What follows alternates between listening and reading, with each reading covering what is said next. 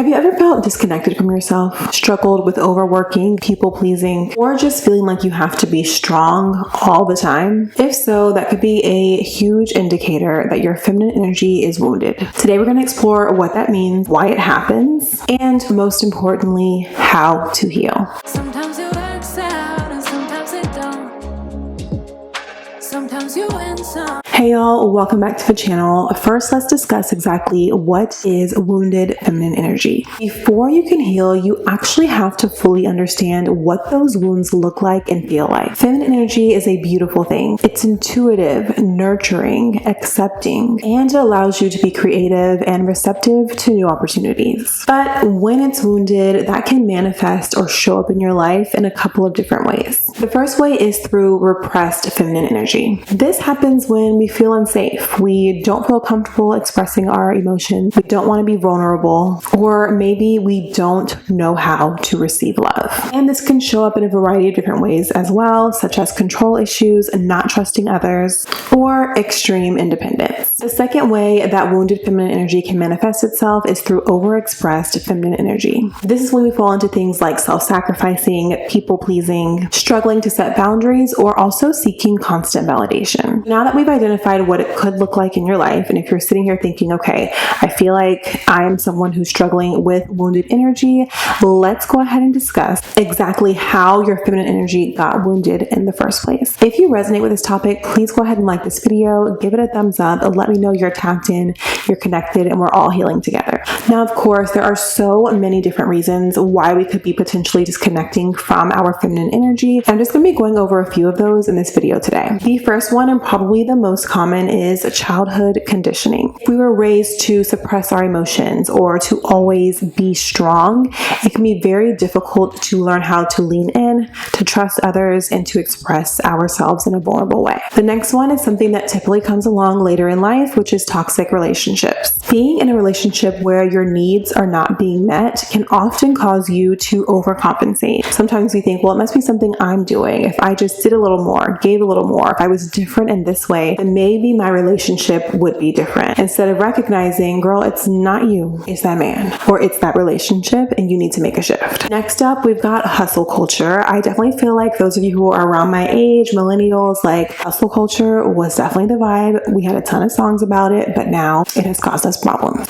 Society often rewards masculine traits like hustling or being overproductive, and that doesn't leave much room for softness or being still or leaning into your intuition, which are those feminine qualities that we need in order to continually grow and thrive in our femininity. And lastly, past trauma is a huge cause of wounded feminine energy. Whether those are emotional wounds from abandonment, neglect, betrayal, we still feel those daily, and it's impacting our lives. These are things that can definitely make you feel like you can't trust others, you can't rely on anyone, which doesn't allow you to rest in your femininity. Now that we've identified what wounded feminine energy is, also how or potential causes of a wounded feminine energy, let's talk about the most important part, how to heal. The good news is you are not wounded forever. You can restore balance in your life, and you can restore balance within yourself. So I want you to commit today to start reconnecting to your feminine energy. If you're committed to doing that, please drop a heart in the comment section down below, or leave a comment saying, I'm committed, I'm ready, I am reconnecting with my feminine energy. So what can you do? The first thing you're going to want to do is practice receiving, which I know is challenging for a lot of us. It could be receiving gifts, receiving compliments, or just receiving time for rest. Feminine energy is all about allowing yourself to be open to receive the opportunities that are coming your way. So simply start small. One thing you can definitely do that you can implement today is to accept a compliment without deflecting. So let's say, for example, someone compliments you on your outfit. They say, oh my gosh, that dress is so nice. I get into a really bad habit of saying, oh my gosh, girl, it was super cheap, I thrifted it. Like, yes, I want to put people on and let them know, like, you can find cute stuff thrifted, but at the same time, it's like deflecting in a way, because I'm like, no, like, it's not me. Like, I don't want you to think that I'm like flashy or super successful or spending all this money. Like, it's a whole cycle of things.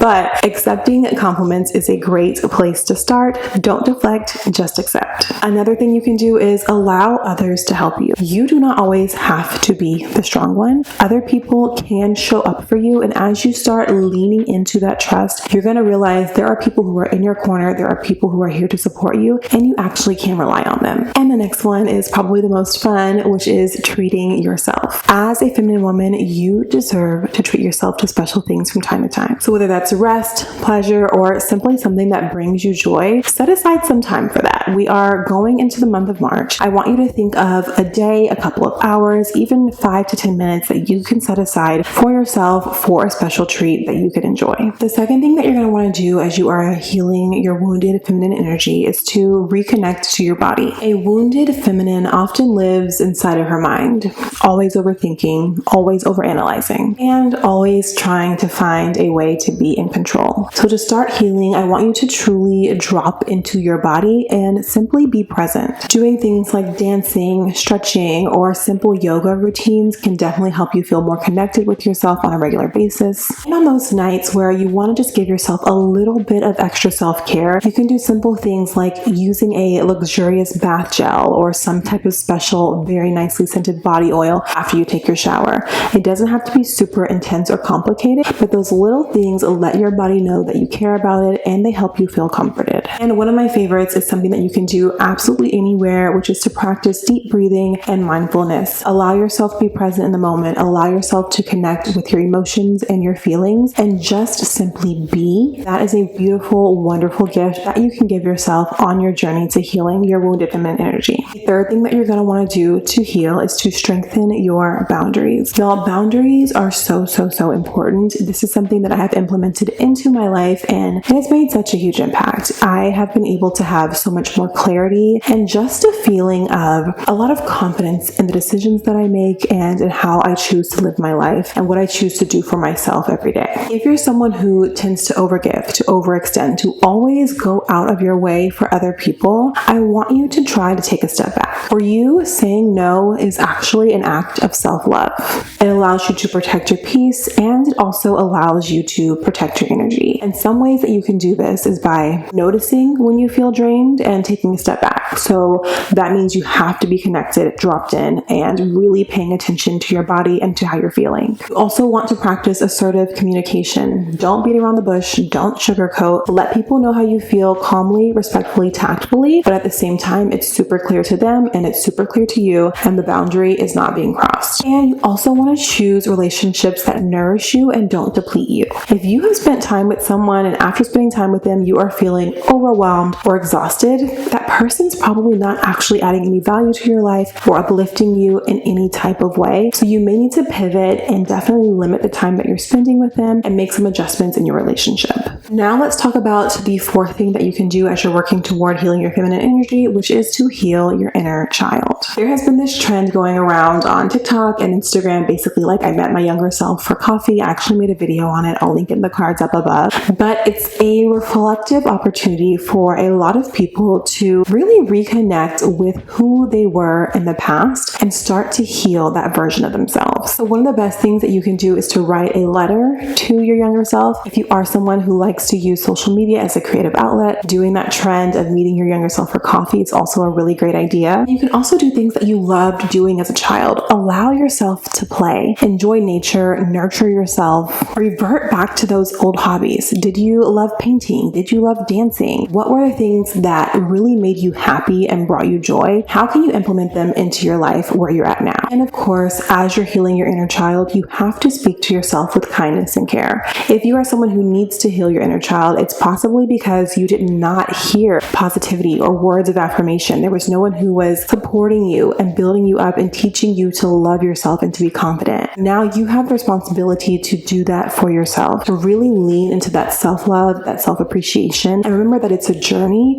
that you're continually working on every single day. And lastly, throughout this journey, you want to make sure that you're embracing rest and allowing yourself to have fun. Remember, feminine energy thrives in flow, not force. So you have to truly be aligned with yourself and what you want for your life. Give yourself permission to slow down. It's okay to not accomplish every single thing every single day. Allow yourself to rest without feeling guilty. Allow yourself to engage in simple activities that maybe are not productive, but that you really enjoy. And romanticize everyday moments, whether that's sipping your tea or your coffee slowly, enjoying a little break outside, listening to nature while you have your morning drink, lighting a candle while you take a bath or a shower, or just as you're getting ready for bed or cleaning up your house. And with everything, remember to move with grace and show that love and appreciation for yourself on your healing journey. Remember that healing your feminine energy is not something that's going to happen overnight, but there are steps that you can take right now